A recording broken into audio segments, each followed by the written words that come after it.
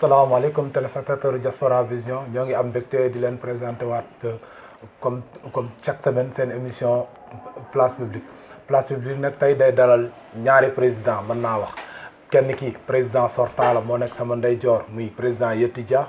muy président sortant bu association des sénégalais de Bergamo ñu gën koo xam ci assos bi ki ci sama càmm mooy Cheikh Tidiane Seck muy président bi nga xam ne moom lañ fal le 1er mai bii passé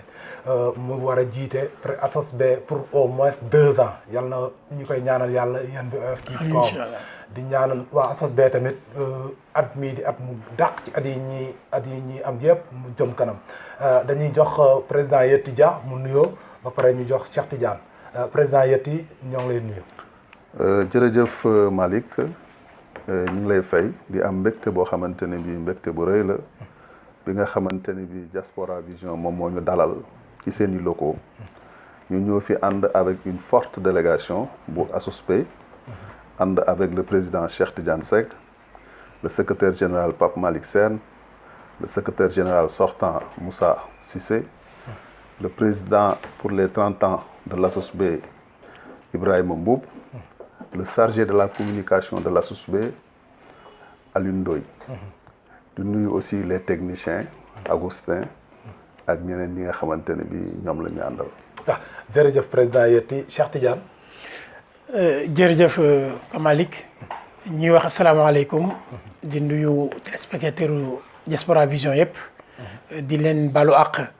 à travers ñoom waa Diaspora Vision ñuy nuyu mboolem doomu sénégalais wala mboolem képp koo xamante ni yaa ngi ñuy seetaan moo xam ci Italie moo xam ci àdduna bi yëpp di leen wax asalaamaaleykum wa rahmatullah di nuyu kuñ bokkal plateau bi muy suñu président Yeti Dia l'ensemble équipe bi nga xamante ni moom la ñu àndal tey di leen nuyu ak sa appareil technique bi nga àndal yëpp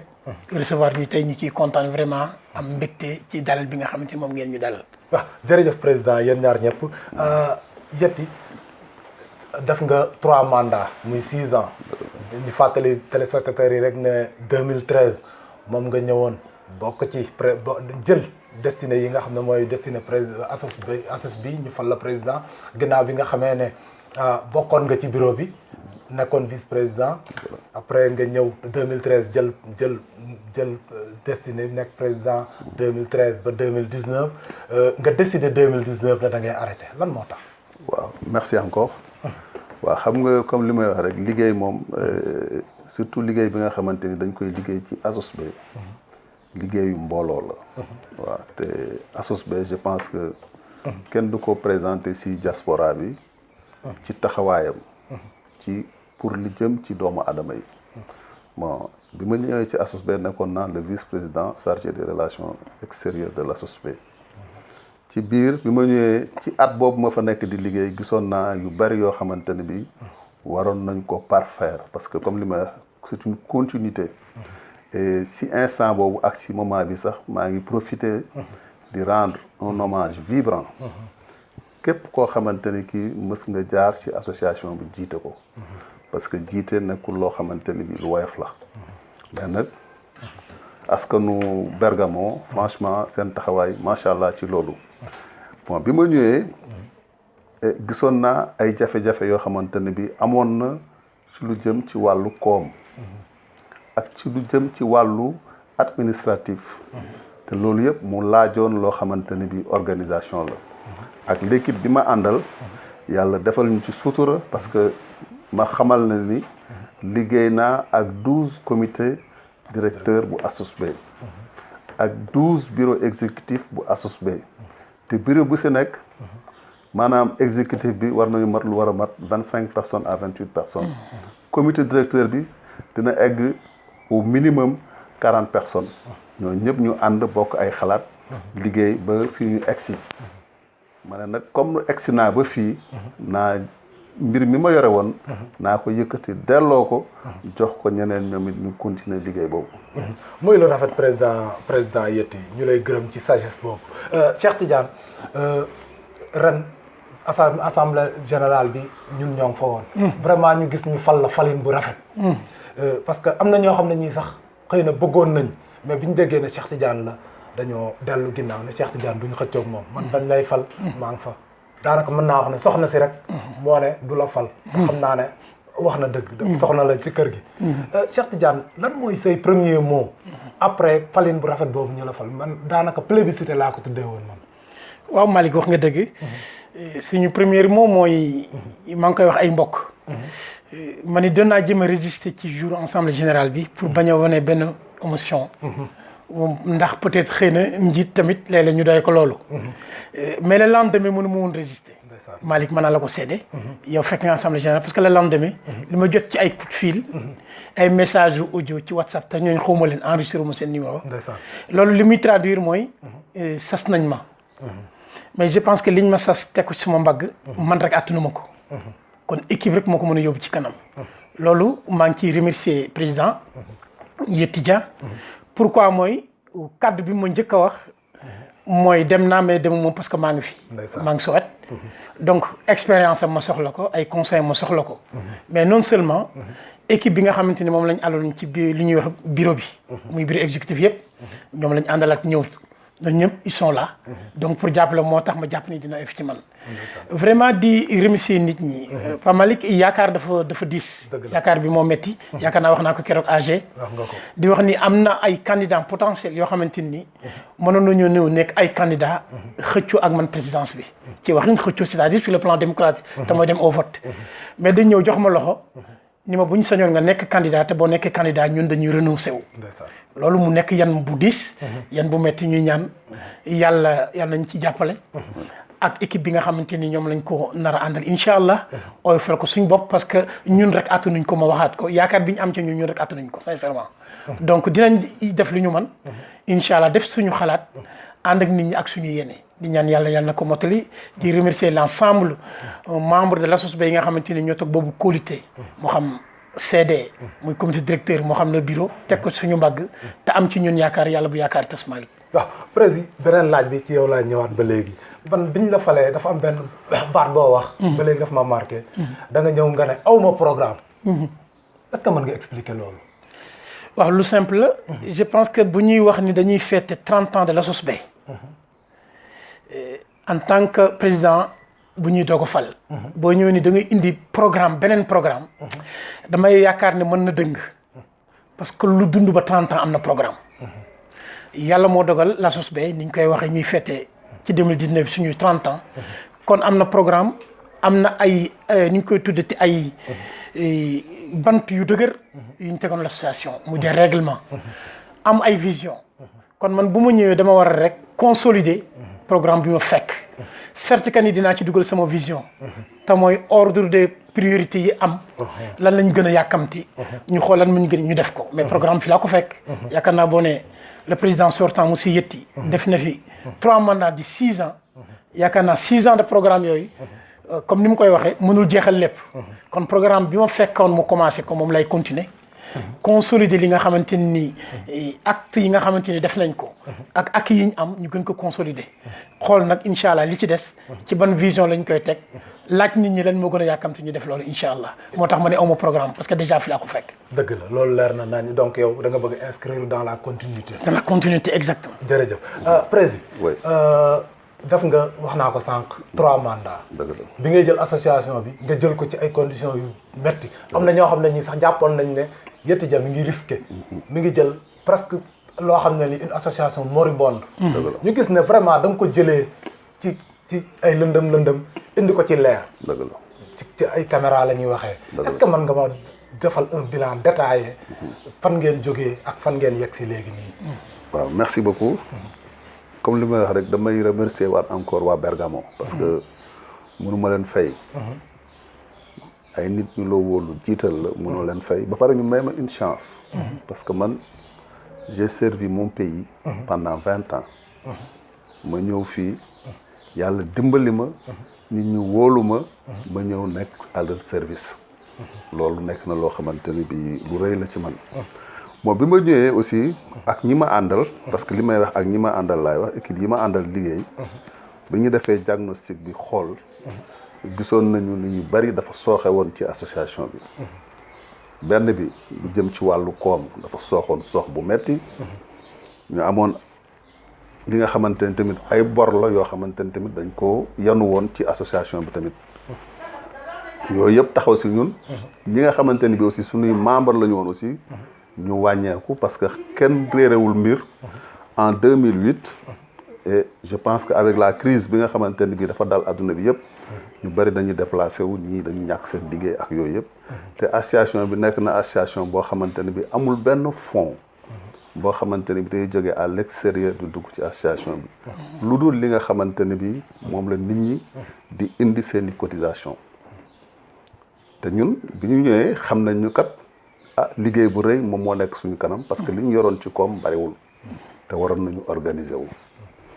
ci loolu moom moo tax sax boo ñëwee tey ci siège bi di nga gis transformation yi nga xamante ni bi def nañ ko ci siège bi mu nekk transformation yoo xamante ni bi dina indi au moins loo xamante ni bi koom la te muy indi koom boo xamante ni bi koom bu am solo la ci loolu la ñuy jublu ci wàllu këyit yi aussi tamit ñu jublu ci fu mu nekk di ASOSB waxuma ASOSB mais association yi nekk fii soo leen seetloo ñi nga xamante ni dañuy jël un bilan di ko déposer ci seen province je pense que lu néew la mais ñun chaque année dañuy def un bilan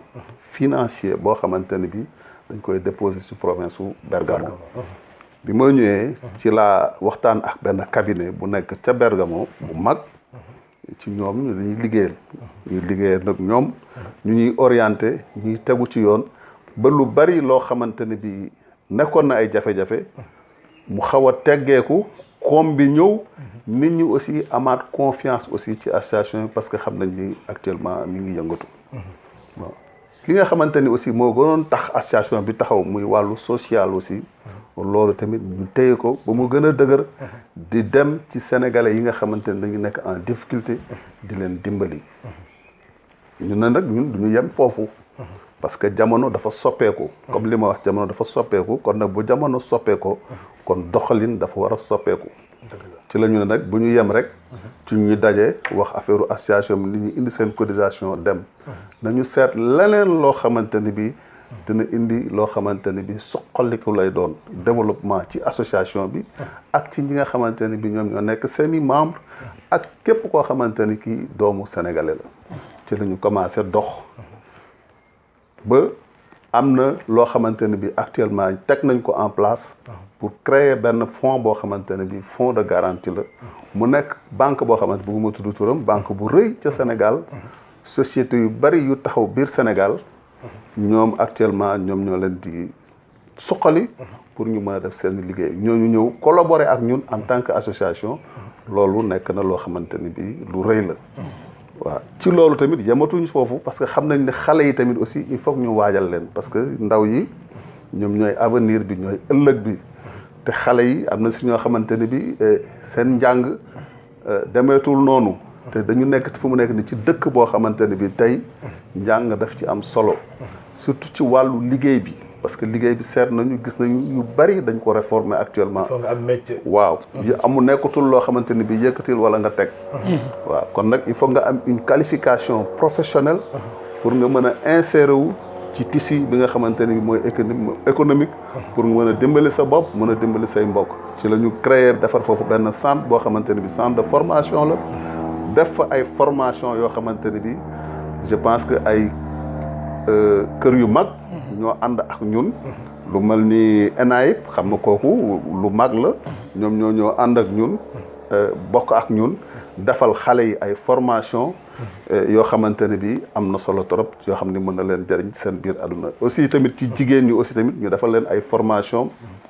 yematuñu foofu tamit aussi am beneen cabinet boo xamante ne dañu ànd ak ñoom en tant que association ñu ànd ak ñoom mu am loo xamante ni bi benn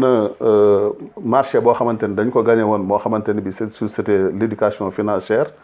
ñu ànd ak ñoom bokk ak ñoom liggéey ak ñoom ñu def fi aussi une formation boo xamante ni aussi c'est une formation pour l'éducation financière ak yu bari yoo xamante ni bi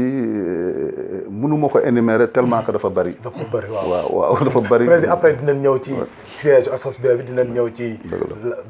li nga xam ne moo am ci siège ASOSB bi dinañ ci dugg tuuti bien que sax am na yenn détails yoo xam ne jarul mais il faut ñu dugg ci. bien sûr comme ñu neen la. damay dem ci président Cheikh Tidiane rek. président Cheikh Tidiane nga jël association bi ci conditions yoo xam ne yi mën nañoo wax ne. tane na par rapport ak yële. mais yow tamit nga am ay défis. parce que keroog ci assemblée générale bi boo xoolee am na sax ku ko fa souligner. nit ñi ñëwoon nañ. mais ñu remarqué ne jigéen ñi manqué woon nañ ak xale yi. loolu di défi boo xam ne bi yow tamit war nga ko relever. nan nga yaakaar ne moom nga war a fexee ba intéressé xale yi. intéressé jigéen ñi parce que ñooñu kat yaakaar naa luñ bokkul dina sooxe. waaw ñoo ngi ñëwaat encore pas mal comme ni nga ko waxee. défi certes que ni défi yu bari la. mais comme ni nga ko waxee yàlla mën na dogal mu yomb. parce que fekk nañ fi ay acquis yu am déjà ba pare. président yëtti sànq mi ngi wax. li ñu jotoon xalaat. ci bureau bi nga xamante ni ñoom la ñu àndaloon di liggéey doon génn mooy ci wàllu formation des jeunes. ci wàllu formation des femmes. parce que loolu ay études moo ko génne woon. dañ taxawoon seetlu ni gis nañ ni ci monde bi ñu nekk. jigéen ñi. xëy na bari nañu bëgg a am taxawaayu liggéey mais toujours dañuy manque profession ci lañ indi woon la formation pour assistance sociale yi maanaam assistance domestique yi te dañu war a jàng war a am diplôme ñu entamé woon les premiers cours les jeunes comme ni ko président waxee ñu entamé woon pour def jox leen métier loolu ñaari points yooyu bokk na ci yi nga xamante ni ñi ci am nañ ci ay idées am nañ ci ay xalaat yaakaar naa suñ partenariat yi ñu ci amoon ñi ngi fi ils sont toujours là ñoo ngi étudier ak ñoom nu ñu gën a xëy na formaliser yeneen formation yoo xamante ni incha allah dinañ ko commencé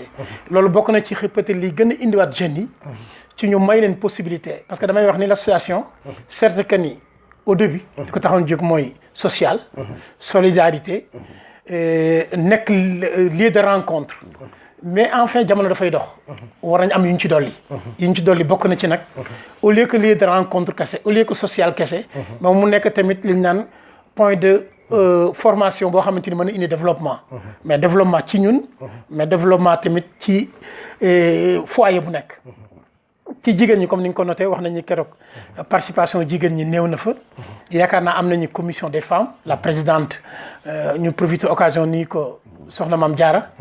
vraiment muy jàmbaar liggéey ci bu baax xëy na liggéey boo gis tamit jigéen ñi comme ni nga ko xamee yaakaar naa même doo leen gis bu ñu ñëwee du ñu mën a xaar ba ca fin ba parce que dafa am leneen lu leen war ci kër yi parce que il faut ñu dellu ci kër yi am yu ñu préparé et puis tamit président dogguma la foofu ñun tamit góor ñi je crois que père de famille bu nekk am nga obligation morale bokkaaleel sa famille parce que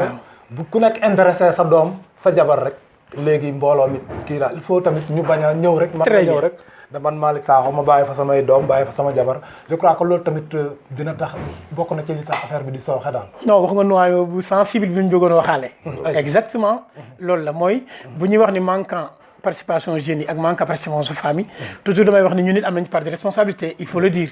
te mooy bu fekkee dama ñëw bàyyi fa suma soxna ñëw bàyyi fa sumay doom man tamit participe ma ci boobu développement ci boobu participation donc yooyu yaakaar naa ni bari nañ ci ay points yu ñu ci bind ni incha allah dinañ fexe ba jigéen ñi travers la commission des femmes fexe ba nga xamante ni seen participation dina gën a yomb les jeunes yi yàlla ngi dogal l'association dafa nekk tellement sensibilité yoo xamante ni te bu nekk utal nañ ko li ñu naan solution te mooy la commission des jeunes am na il y a un président am nañ bureau keroog mu ngi fa woon bi mu jeexee nuyoo nañu ma ne ko nag mais ñoo ngi xaar seen part yéen tamit ci wàllu liñ jëm donc comme que am nañ déjà bureau commission des jeunes bu taxaw à travers ñoom dinañ xool naka la ñuy indee xale yi yaakaar naa peut-être xëy na du ñàkk ci kanam ñi yor wàllu programme yi ñu jëm ci wàllu 30 ans yi dinañ développé li nga xamante ni ci programme bi bu ñu jëm boo xamante ni jàpp nañ ni jeunes yi am nañ ci part de responsabilité dina tax ñu gën a ñëw incha allah président yetti sànq maa ngi la koy wax bëgg naa ñu ñëw ci xam nga kenn réeréewul mbir na léegi ASOSB amoon na siège depuis ay at maanaam kër goo xam ne gi ñoo ko jëndal seen bopp moom ko di ko loué am fa siège ba pare yeneen kii yi des ñu koy loué muy dugal xaalis ci kii bi kër gi président peut-être il faut ñu dugg ci waxtaan ci pour que nit ñi xam ko keroog président grand Ibrahima Mboup dafa joxe benn proposition bu am solo. dëgg la ngir inciter les Sénégalais. à ñu approprier kër gi xam ne kër gi.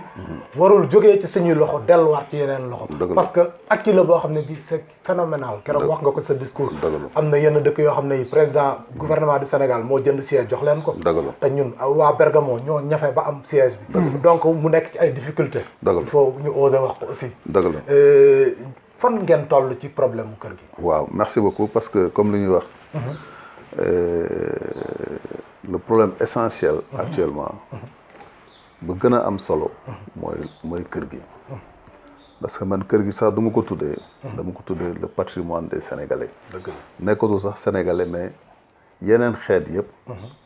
lu ñuy def. foofu lañ koy defee. te fu mu nekk nii kenn umpewul mbir. ak situation bi am ci dëkk bi. jafe-jafe yi nga xamante ne bi étranger yi dañ koy am pour ñu mën a am ay salle. ci loolu la ñu xalaate sax defar salle bi améliorer ko pour ñu si mën a di liggéey. mais comme li mu wax ni ci événement bi nga kër gi ñu ngi ko jëndoon en 2006. waaw ñu ngi ko jëndoon en 2006.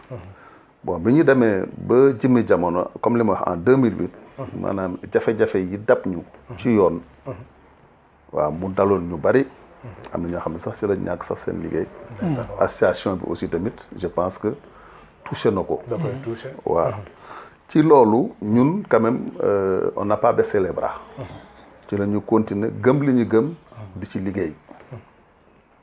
bien vrai que on a des difficultés mais difficultés yi nga xamante ni moom la ñu am yëpp. yàlla mi ngi ñuy dimbali ñuy régler problème yi.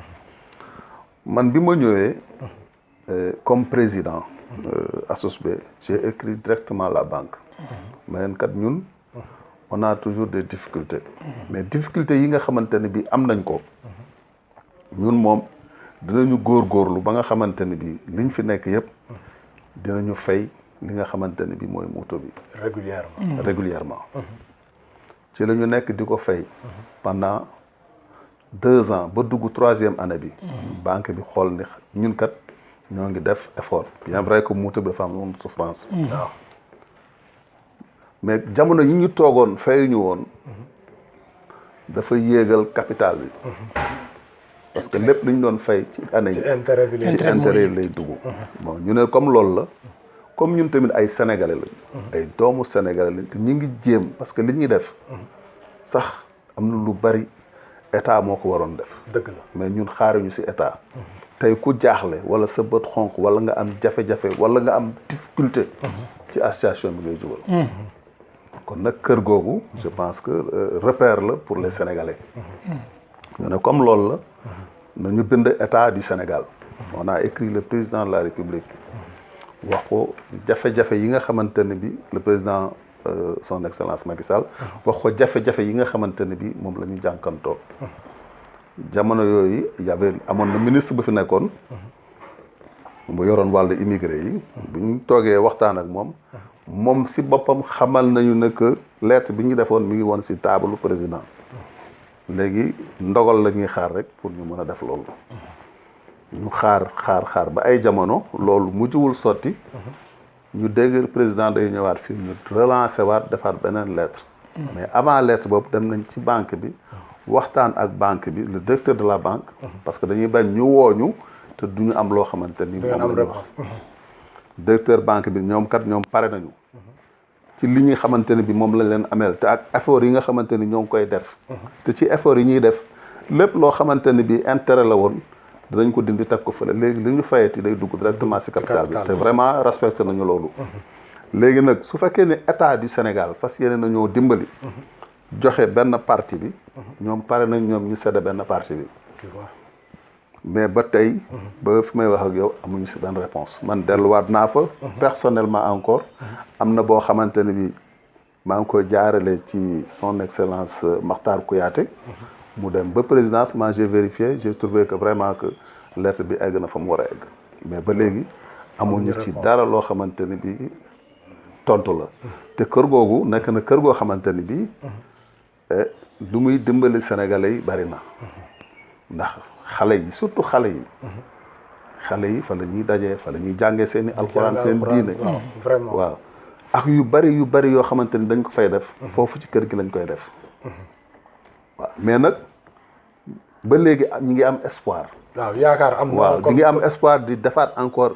ñaan un cri du cœur boo xamante ni dañ koy def ci état Sénégal parce que ñun kër gi nga xamante ni moom la ñu yoroon seq ko ak benn banque boobu dafa jël crédit yi mu séddee ko ñeneen mais ñi ngi fay régulièrement quand même ñu ngi continuer di fay régulièrement amee ndimbal tamit waaw ñi ngi ñaan ndimbal Macky Sall le président de la République du Sénégal mu ñëw dimbali sénégalais yi nga xamante ni bii dañu nekk en difficulté surtout ñun ñoo ngi jéem te li ñuy jéem yëpp dañ koy def pour sénégalais te amuñu benn subvention te li ñuy def yëpp on le fait bénévolement dëgg la waaw kon nag lu ñuy ñaan rek ñu dimbali ñu jàppale ñu au moins que lii mu féete boor tout récemment am na benn ministre de la République bi fi ñëw boo xamante ni bi Macky Sall moo ko fi yebaloon ñu waxtaan ak moom mais moom nee na il sera notre avocat ci dossier boobu espérons mais ba léegi ba tey ji dégguñu dara ñu ngi am yaakaar nag ci gouvernement bu bees bi dinañu bàyyi parce que le directeur des Sénégalais de l'extérieur il est au courant xam na dossier bi nu mu demee parce que ñëw na ba fii avant boobu y avait le ministre de l'immigration kii nu mu tuddati je pense que s'appelle Aminata Touré Seynabou Touré voilà jamono yi nga xamante ne bi moom la ko yoroon ñëw na ba fii ci siège bi xam na situation bi nu mu demee buñ toqee rek président comme am na benn secrétaire général chargé des Sénégalais de l'extérieur voilà ak président dañuy gën a dàbbali rek comme ça ne coûte rien ñu laaj rek ba bu kenn yëguma président affaire kër gi dañ koy dagg foofu dëggal waaw xam naa bu dee président Cheikh Seck am na lu mu ci sànni rek si xam naa ci effectivement comme Malick ni nga ko waxee yaakaar naa président wax na léegi ci gën a essentiel wax na situation bi fi mu toll mais li ma bëggoon gën a accenté wu rek mooy njariñu kër gi yaakaar naa président wax na ko léegi tey dimanche la man delluwuma suma kër parce que suma waa kër laa indi woon ñu jàngi dama wut ku leen yóbbu te ci siège ba la ñuy jàngi ci suuf ñu ànd ñëw fii c'est-à-dire li ma bëgg wax mooy importance bi mu am suñuy doom fa la ñuy regroupé wu fa la ñuy daje jàng alxuraan te tey pour ñu demoon ci benn mairie commune bi yi ñu am résidence ut fa kër pour xale yi ñu ngi fay jàngee seen diine compliqué na ñi ko amoon sax fi ñu toll nii ñu ngi koy ñàkk kon donc loolu mooy importance beneen bi mooy dafa regroupé li ñuy wax daayira yi daayira yëpp foo doon ute salle pour def sa daayira bu amee difficulté tey siège asos ba nga yaakaar keroog maa ngi koy wax suñu dernière réunion bi ñu doon def ma toog ba mu yàgg ma benn réflexion dikkal ma ne importance su kër gi mooy nit a ngi ci suuf di def mariage ñun ñoo ngi ci kaw ci beneen salle bi di def suñu réunion de bureau CD beneen kii bi daayira mu ngi fa te loolu lépp ci locaux ci même kër gi la ci même kër gi la am ñetti locaux yoo xam ne benn mu nekk am na événement bu fay xew non seulement xam nga président wax na léegi ministères yi fi jaar bari na ministres yi nekk au gouvernement sortant ak actuel yi seen tànk tegu na ci siège bi bari na waaw bi ñëwee Italie ñu au Bergamo foofu lañu leen recevoir kon donc dootul moomeelu Assos Bay mais dootul moomeelu sénégalais yi moomeelu Sénégal la dem na ba nekk référence ci province ci région bi ñu nekk yaakaar naa loolu président yi te xam na ci dara dañ ko ciy defloo ay jàngat mu def ci ay recherche am na yu mu ci gis c'est-à-dire pour wax rek njëriñ bi mu représente les Pakistanais suñu voisins burkinabé ivoiriens yi seen i fête seen i mariage ci siège boobu lañ koy defee c'est-à-dire nekk na benn lieu de rencontre boo xam ne passé na sax léegi les Sénégalais donc loolu bëgguñu ko ñàkk certes difficulté bi am depuis 2008 ci crise travail di ngeen ko xamee mu wàññi ni ñu koy tuddee cotisants yi parce que ñii amatuñu liggéey ñii changé nañu région ñii changé nañ même pays ñii rentré nañu au pays d'origine donc yooyu yëpp te amuñu beneen rentrant fu mu ñuy jógee lu dul cotisation yi loolu dem na ba jul difficulté ci wàllu fonds yi mais nag incha allah am nañ ci ay xalaat comme ni ñu koy waxee am nañ ci ay idée c'est-à-dire droit la ci ñun wala devoir la ci ñun en tant que responsable ñu talal suñu loxo képp koo xamante ne mën na indi solution ci loolu moo tax ñuy wax état bi ñu koy jënd xaar ñu woon état mais état bu deful li mu war a def tamit vraiment keroog ay idée génn na fa yoo xam ne exactement keroog dama rafetlu idée bi sama grand waxoon keroog comme Ibrahima Mboub idée boobu rek déjà mën na régler suñu problème bien que nag comme li nga wax ñun ay sénégalais lañ am nañ droit nekk ci problème tàllal loxo suñ kilifa. effectivement loolu du yaafus. déedéet bien au contraire suñ yaafusoon duñ jënd kër gi. dëgg la mais nag di jafe-jafe ci ñëpp lay ñëw. te li ma lay dolli rek comme li nga wax ni yaafu suñu li grand Ibrahima bu wax keroog président ci idée ay volontaires yoo xamante ni dañuy engagé wu weeru réew nekk mu am lu ñu def yooyu jël nañ ko comme idée incha allah dinañ ko élargir au CD gën ko élargir ci Sénégal yi fi nekk yëpp ñu jël ay responsabilités yoo xam ne kenn ku nekk dina am lu mu engagé wu fin du mois mu def ko pour que bor boobu dina am lu ñu ci wàññi ñu amortir ko bu baax a baax. bu baax a baax dinañ teg benn comité bu ko saytu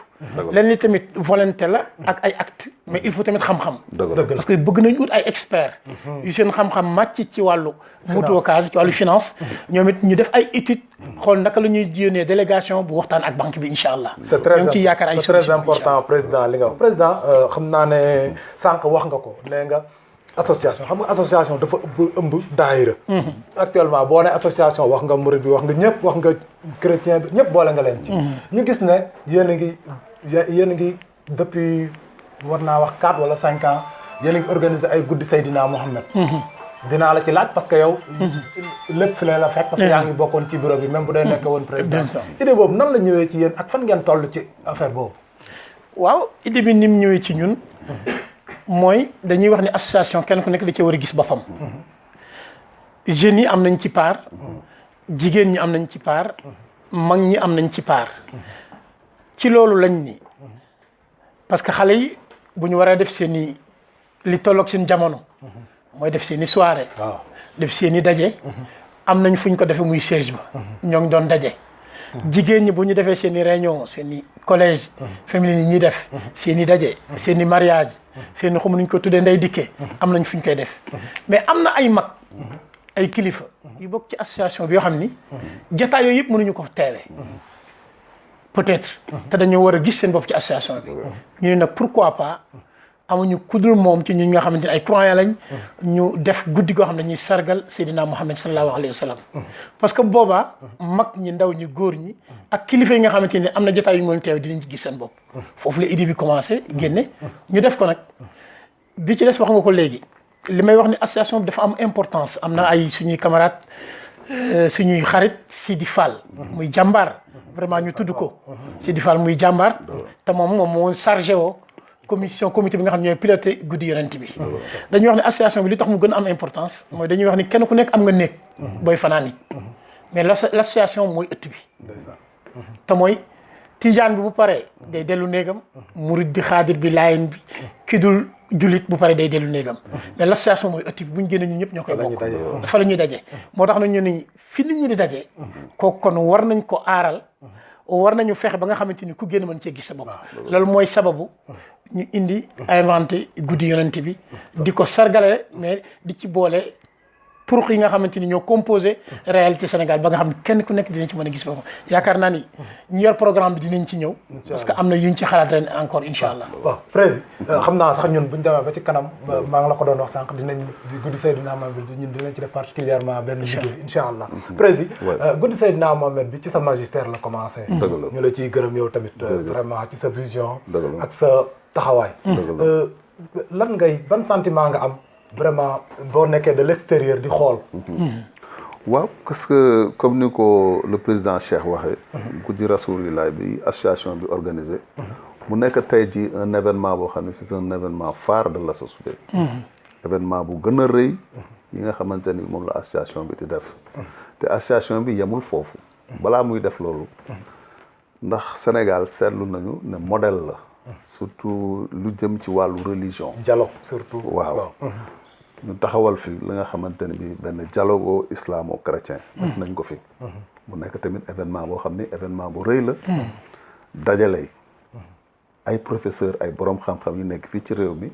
ak ay borom xam-xam yoo xamante ni ya nekk Sénégal indi leen ñu waxtaan ci dialogue islamo-chrétien parce que affaire boobu indi woon na waxtaan bu bari ak manque de compréhension boo xamante ne bi bu bari ci la ñu taxawalee loolu te vraiment je pense que def na benn effet bi ñu jógee ci loolu tamit xool nañu aussi tamit gis que actuellement ci réew mi ñu nekk di fi dund am na yi nga xamante ne bi ay crise de valeur la ñu def fi benn tour boo xamante ne bi c'était un tour culturel invité ay communicateurs traditionnels ak ñoo xamante ne bi tamit ay professeurs lañu seeni xam-xam dafa màcc ci lu jëm ci ay valeurs ñu jël sëñ Abdou Aziz Sy Dabakh def ko référence parce que ndax valeurs yi nga xamante ne bi dañ ko ñàkk pour xale yi mun ci jàng loolu tamit def nañ ko ci la ñu toogee tamit xool ni guddi Rasulillah bi tamit war nañ ko taxawal parce que seetlu nañu comme li ma wax ASOSB dafa nekk une association communautaire comme ni ko le président Cheikh waxee qui regroupe toutes les sensibilités kon nag ku si nekk nga fay ñëw rek war nga gis sa bopp ci biir association bi te seetlu nañu ku ci nekk tamit ci kër yi këru diine yi laa bëgg a wax ku ci organiser da ngay invité ñëpp ñu ñëw fekk si la bu ñu paree ku nekk dem ci la ñu toogee am réflexion ne nag lii ñun nañ ko organiser ASOSB lu mu ciy def mooy piloter jël këru diine yi jox leen mission bi ñu doxal ko te boobu ba léegi vraiment macha allah rabi yàlla mi ngi ciy def sutura di ci def ay xéwal yoo xamante ne bi tey nekk na événement bu rëy te ci loolu tamit sans tarder aussi am na loo xam ne dinaa ko si wax parce que ci guddi gi tamit aussi ndax diñ koy defee par des relations yoo xam ne bi c'est des relations personnelles yoo xam ne dama ko am ci koo xamante ni kii xamul sax ASOSB mais relation personnelle yëkkati na lu toll ci 5 millions francs CFA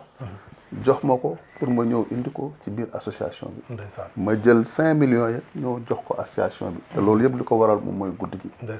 waaw war ni rek ñun li ñu ñor rek mooy ASOSB li ñu ñor mooy li ñuy def suñuy doom tamit mun si gis seen bopp bu ëllëgee ñoom it aussi ñu mën a jël la relève waaw c'est important président yi yéen ñaari président yi xam naa sax léegi ñu egg ci cappaandawu émission bi ci Cheikh Tidiane rek laay tourné Cheikh Tidiane actuellement yan bi yal na oyof amiin incha allah yal na oyof te vraiment ñun ñëpp ñu dëkk ci province beeg ñu fi dëkkul devoir moral la ñun ñëpp ñu jàpp ci parce que vraiment loo xam ne lii ku nekk da nga ciy gis sa bopp boo ci jàppul da ngaa amul jom waaw ñu sànni xeer gars yi nga xam ne Massa Moussa Cissé gi nga xam ne dañuy toog rek ci kër gi Cheikh commencé nga tàmbali nga doxal lan nga jàpp ne mooy les priorités du moment waaw priorité du moment yaakaar naa wax nañ ko déjà mooy wax nañu boo waxee jafe-jafe kon xam nga ni priorité la kon suñu priorité mooy kër gi moom lañ teg fi mu ne suñu kanam ni premier pas yi ñuy def mooy fexe ba kër gi lew ñu quitte ak banque ba nga xamante ni ku ñu xool la pourquoi loolu mooy boo gisee siège ASOSB fi mu nekk ci commune ci Cizerano dafa am lu fa xew fan yi ay at ñu ngi koy liggéey ba moment bi lañ koy doog appliqué te mooy dañuy wax li ñuy wax la requalification maanaam zone bi dañ ko war a requalifier am na boo gisee am na 6 immeubles yu ñu war a daaneel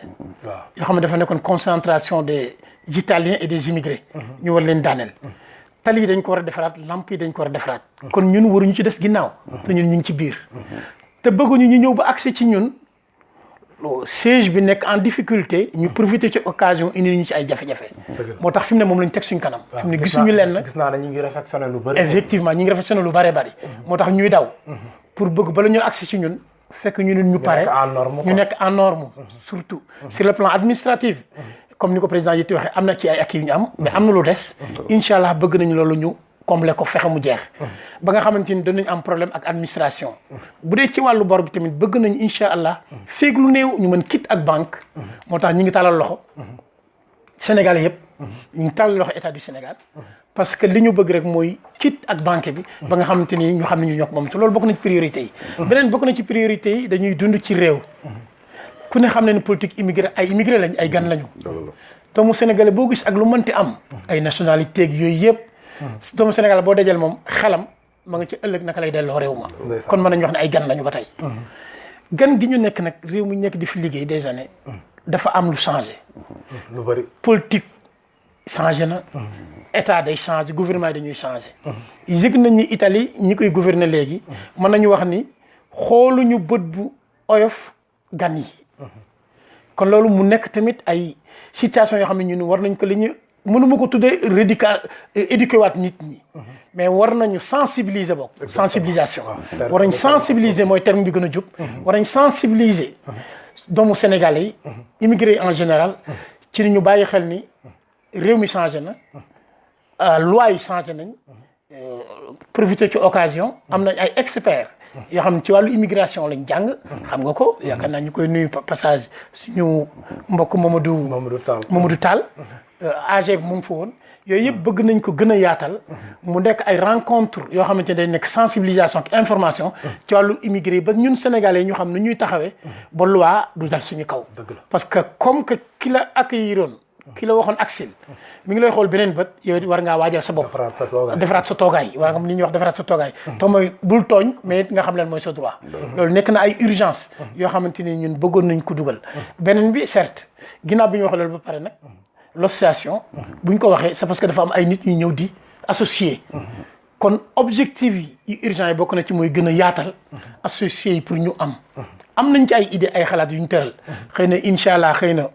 bureau bi dañuy xaar ñu compléter le reste du bureau mooy comité directeur bii di ñëw ñu mettre ko incha allah en application te mooy naka la ñuy fexe ba parce que bu ñuy wax y a 14000 15000 sénégalais résidents à Bergamo ci province bi kon l'association bu jëlul léppit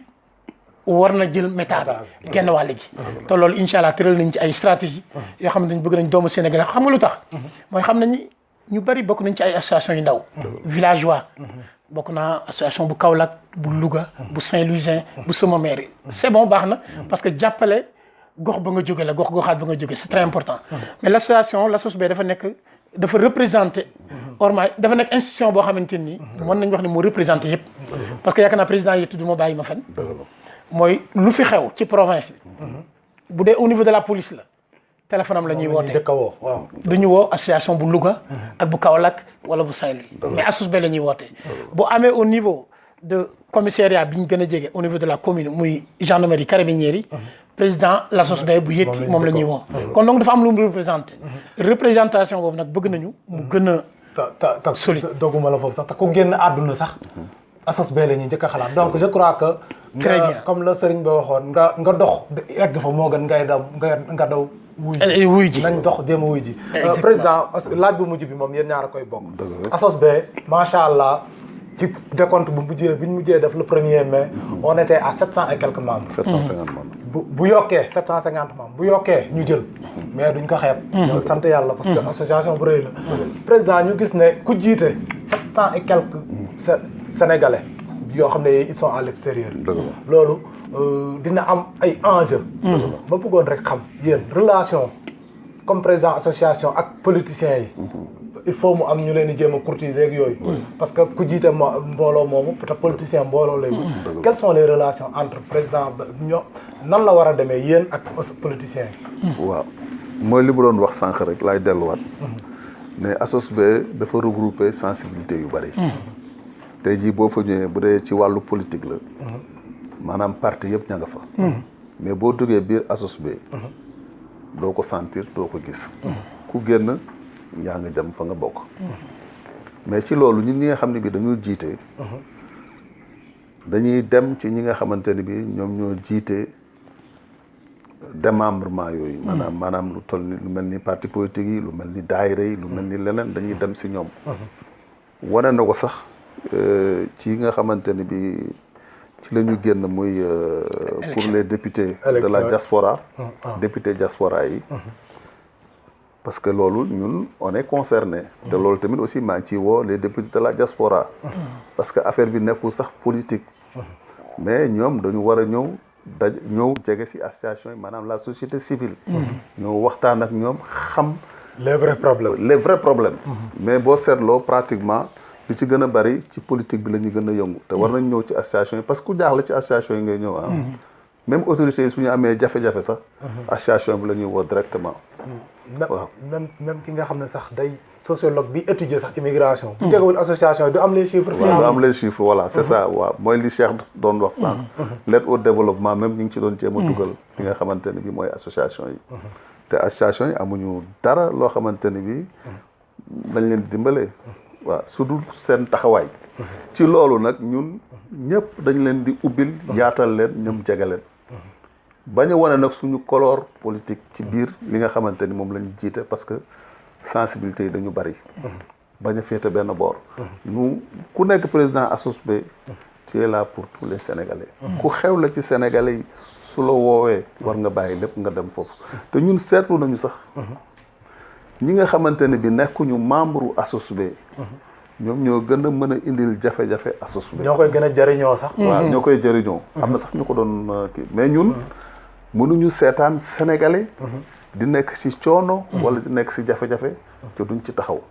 mën naa ci joxe benn boo xamante ni bi daf ma marqué ci suma magistère bi ma nekkee président ASOSB. am na benn doomu sénégalais boo xamante ne bi daf fi wàññeeku woon. ñu jël ko denc ko. ci centre yi la nekkoon parce que ci géej gi la jaare woon mais bi ñuy laajtee xam nga ki ñu nekk ci centre yi dañuy am ay imam ak yëpp. mais bi ñuy laajtee imam bi nekk foofu dañu ne kat lépp loo xamante ne bi le rite musulman lañ koy war a defal nañ ko ko. mais c'était pas vrai parce que bi ñu demee. ci association bi la ñu jaar. ak ci ambassade bi. dox ci taxaw ci. ba ñu dem ba nit kooku ñu dencoon xam naa ne nit ku taxe la nit ku baax la woon. ba ñu dem sulliwaat ko fa mu nekkoon ñu ñëw fekk ko gilet mag yére mag yëpp. ñu defaraat ko. ba mu war a mele ci jullit. dugalaat ko ci kees. dencaat delloo ko Sénégal. loolu ASOSB def na ko ak yeneen yoo xamante ni bi mun ma ko wax kon nag. li nga xamante ni bi ci nga bokk. des si ginnaaw du yoon. bul xaar ñu woo waaw bépp sénégalais. ku nekk ASOSB parce que am na ñeneen ñoo xamante ni nekkuñ sax ci province su Bergamo. mun naa si jël exemple chargé de la communication de l'ASOSB Alioune Ndoye. ak Baye Diouf keroog. waaw ma nga jël bilan lay jógee. di ñëw. à plus fort réseau ko ñu nekk foofu. ci province bi ñu ne y a plus de 14 000 sénégalais yi nekk foofu. kon nag sénégalais yi nañu ñëw. dugg si. jàpp si parce que mbir mi ñoo ko moom. waaw loolu daal laa amoon li nga xamante ni moom laa ciy wax jërëjëf. président Cheikh. waaw li ma ciy dolli je pense que président Yetti wax na lépp. li ñu ciy dolli rek mooy damay répéter nii bu ñu wax ne association bi am na 30 ans. c'est parce que am na ay kenn yu dëgër. kenn mooy les règlements intérieurs. le statut de l'association. ñi ko samp ko ci ay valeurs. ak respect. mooy relation bi ASOSB di am ak politique bi.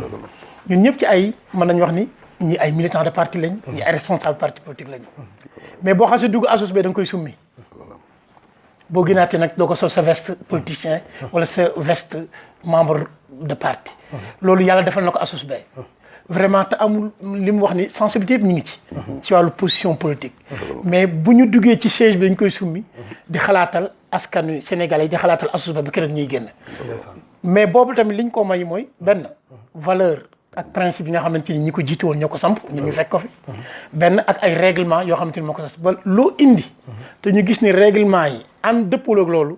ñu ne lii de bokk ci. ñu dindi ko. loolu ñu ngi ciy sant yàlla vraiment. wax nañ ni loolu bokk na ci li tax ASOSB tey. ci année bi ñuy wax ni am na 30 ans. ba tax na kooku moom suñu xel dal na ci. parce que mën nañu wax ni sensibilité politique yëpp ngi ci. sensibilité diine yëpp ñu ngi ci. te loolu dañ ko bàyyi xel. sensibilité même diine yëpp ñu ngi ci biir ASOSB. kon donc benn couleur la am muy couleur drapeau Sénégal. donc kon ñu ngi ciy woo tous les Sénégalais. ñu gën a incha allah nekk ci ay adhérents. nekk ci ay participants. parce que président wax na ko. lu xew ci province bi ak foo mën a bokk ASOSB la ñuy woo. kon donc loolu war nga ko dooleel. waaw yéen kay léegi dama leen di jox rek ku nekk nga wax sa kàddu gu mujj ban appel ngay lancé communauté bi nga xam ne ñi ngi seetaan ñu tëjee loolu rek président ma jox la priorité. waaw merci beaucoup Malick encore une fois de plus. ñu ngi am mbégte bu rëy quoi. bi ngeen ñu dalalee vraiment ci seen locaux yi. di leen ñaanal vraiment di ñaanal Diaspora Vision aussi.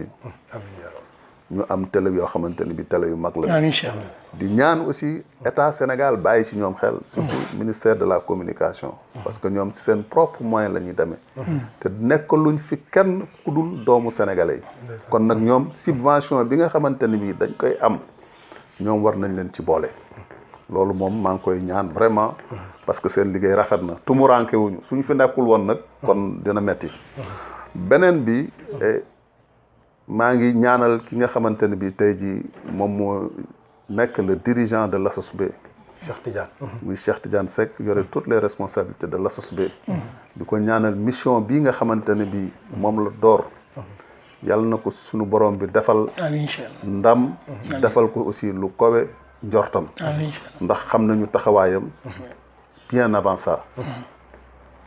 fañ ko xamee toujours mooy taxaw ci li nga xamante ne bi mooy soxla doomu Sénégal yàlla defati tey ji encore mu ñëw jiite doomu sénégalais kon nag ak équipe bi mu àndal yëpp dañ leen di ñaanal vraiment une grande réussite di remercier encore le secrétaire général sortant Moussa Cissé vraiment ku jàpp ci liggéey bi la tous les jours matin et soir amul guddi amul ngoon chaque jour mi ngi taxaw pour di liggéey li nga xamante ne bi mooy pour askan bi di ñaax nag doomu sénégalais yi encore une fois de plus ñu ñëw jàpp ci association bi parce que doole mbooloo mooy doole kon nag ne si ñëpp ñëw jàpp mu nekk loo xamante ne bi dina nekk njëriñal doomu sénégalais yëpp maa leen di remercier. jërëjëf Cheikh Tidiane. Malick xam naa ci kàddu yu mujj yi mënuñu wax lu dul li président Yetti wax di ko delloo di ko wax amin ci ñaan gi mu ñu ñaanal mais di ko delloo moom it di ko encouragé tey occasion la ñu profité ci ñi ñuy seetaan ñu nit ñu wax leen suñuy remerciement ak suñu encouragement yu ñu war a jagleel président Yetti yàgg nañu bokk nekk membre ci ASOSBEI mais tey lañ ci doog a am responsabilité nekk le président mais coaché ci buñ ko mënee wax def nañ apprentissage pendant 2 ans nekk adjoint mais gis nañu ni mu yore woon association bi ci wàllu yaatal ci wàllu bokkoo ak ci wàllu rigueur moo tax ma ne ko keroog am na yu ma jàng ci moom mën naa koo wax devant tout le monde keroog bi muy quitté dernier CD dafa ñëw wax ay jaar-jaaram depuis Sénégal ak lim servi au niveau de Sénégal ak lim servi la ASOSBEI ma ne ko man am na tey jàngat bu ma def te mooy waxoo ko avant ñu lay fal mais da ngaa dem ba jeex doo ko wax loo def ak noo melan man ko loolu déjà am naa leçon bu ma jël kon donc loolu mooy wane humilité nit ki kon donc ñu ngi ko koy delloo di ko remercier au nom de l'ASOSBEI doomu sénégalais yëpp yëg nañu temps parce que tamit loo xam ne kenn fayu la weer te saa yu ñëw ci siège ba fekk ko fa liggéey comme tout le monde wàcc 18h continuer ci siège ba 21h 22h yombul kon donc loolu ku ko sacrifier ci temps sa famille pour askan bi jar nañu vraiment ñu remercier la kon président Yetti ñu ngi lay remercier mais di remercier tamit membre ASOSBEI yëpp kilifa yi mag ñi nga xamante ni ñoom ñoo sàmm ASOSBEI ba ñu mën ko fekk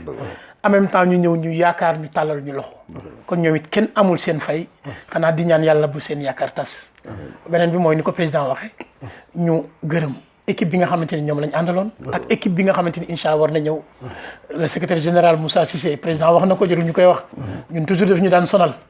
maa ngi koy wax bu xamee sama heure wàcc sama heure génn bureau téléphone bu sonné rek moom la da nga fee war a jaar da ngaa war a ñëwaat encore ci bureau bi bala ngaa ñibbi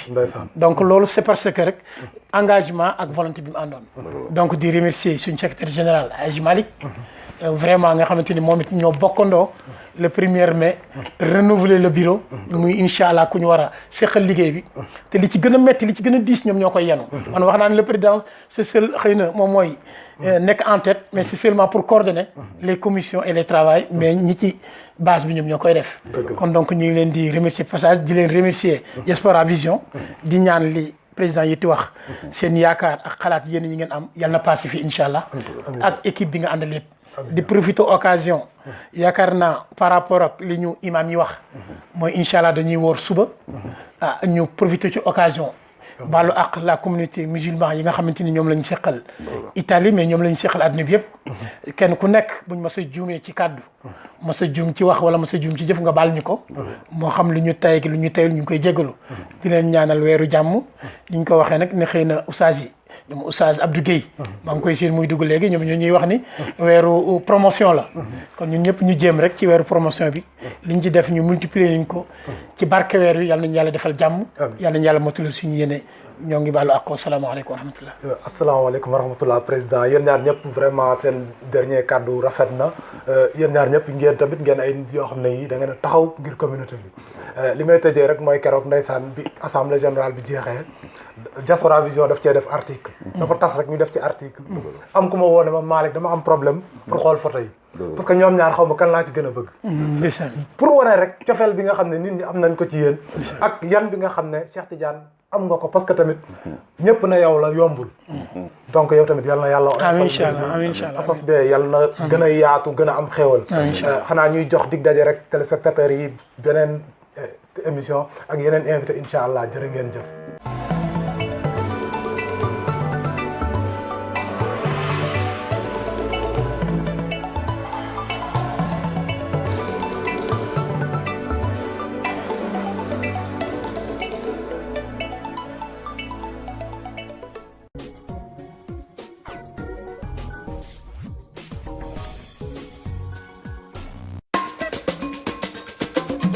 waaw Sophie xet bu neex bi si biir kër gi xanaa daa am looy waajal. déedéet El Hadj bëgg lu neex rek ak efficace. lu efficace loolu lu mu.